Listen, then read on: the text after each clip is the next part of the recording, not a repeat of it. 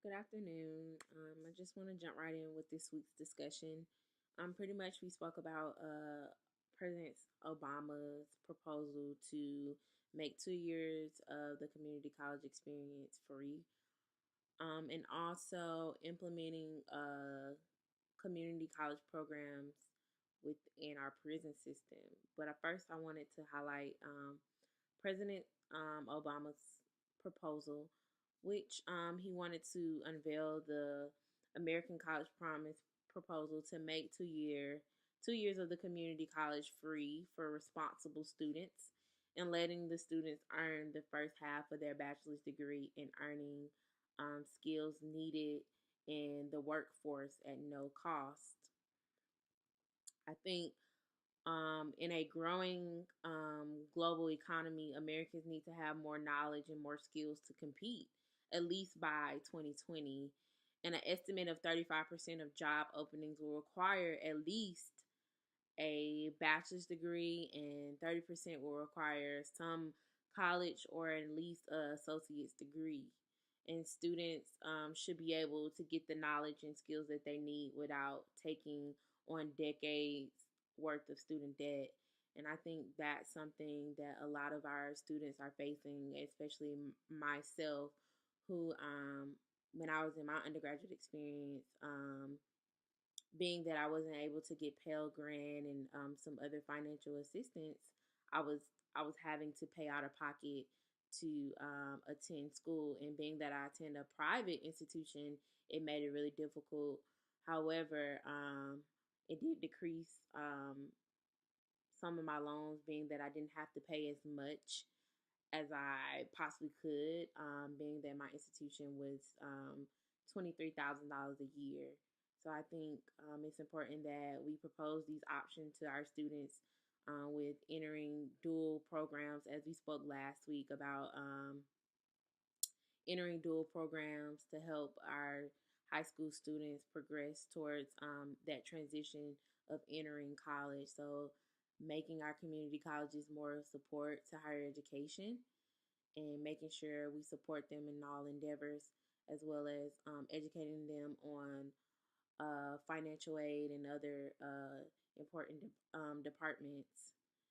I think the president's new community college proposal could save full-time community college students at least $3,800 in tuition per year on an average, and it could benefit roughly 9 million students each year. And I think that is pretty awesome that we are being able to analyze and support the president's initiative to make 2 year community colleges free for our students. And I know it's really important that we push for our students to enter into higher education so that they can be competitive and compete for jobs and internships and being and things of that nature at no cost, and that we push for our students to be global leaders in our society. I want to move um, towards um, the community college programs being placed in our prison system, and I think this specific topic was really really interesting, being that we can incorporate our educational programs within our prison system. Being that I took some time to kind of research other things in regards to our prison system, in regards to like other states and how they are implementing these programs. I know I looked into how Mississippi, they're pretty much they have their inmates enrolled in 4 rounds of courses from specific community colleges in the area.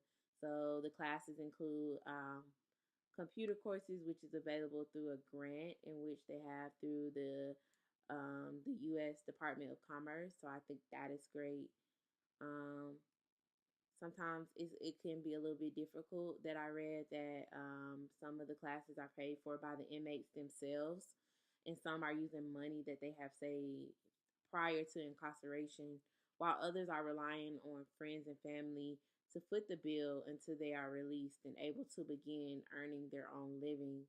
I think most prisoners are eligible for financial aid from the government, and even those that have some eligibility have little chance of receiving financial assistance while being still incarcerated. So I think that was interesting to know.